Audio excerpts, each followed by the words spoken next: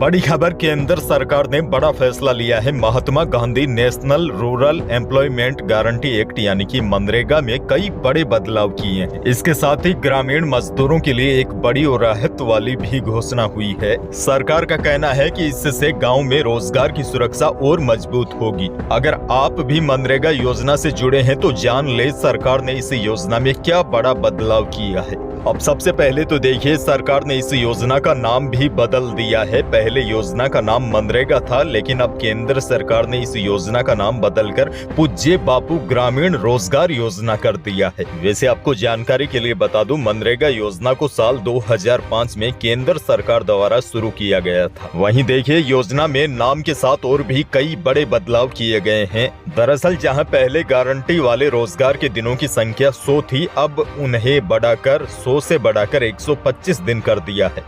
इसके साथ ही 220 रुपए की रोजाना मजदूरी को बढ़ाकर 240 रुपए प्रतिदिन कर दिया गया है। हालांकि आपको बता दूं, मनरेगा मजदूरी हर राज्य की अलग अलग होती है।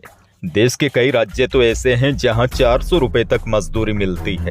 हरियाणा में 400 रुपए प्रतिदिन मजदूरी मिलती है। आंध्र प्रदेश में 300, हरियाणा और केरल अक्सर सबसे ज्यादा मजदूरी देने वाले राज्यों में है। Mahatma Gandhi national rural employment guarantee act का नाम अब पूज्य बापू ग्रामीण रोजगार योजना होगा। यह नाम आपको याद कर लेना चाहिए, क्योंकि अभी हाल ही में शुक्रवार को ही केंद्रीय कैबिनेट ने एक्ट का नाम बदलने और काम के दिनों की संख्या बढ़ाने वाले बिल को मंजूरी दे दी है। न्यूज एजेंसी पीटीआई ने सूत्रों के हवाले से खबर दी है कि अब इस योजना में काम के दिनों की भी संख्या 100 से बढ़ाकर 125 दिन कर दी जाएगी। आपको बता दूं, पहले इस योजना को मनरेगा या नरेगा के नाम से जाना जाता था। यह सरकार की एक खास स्कीम है जिसका मकसद ग्रामीण इलाकों में परिवारों की रोजी रोटी की सुरक्षा बढ़ाना है।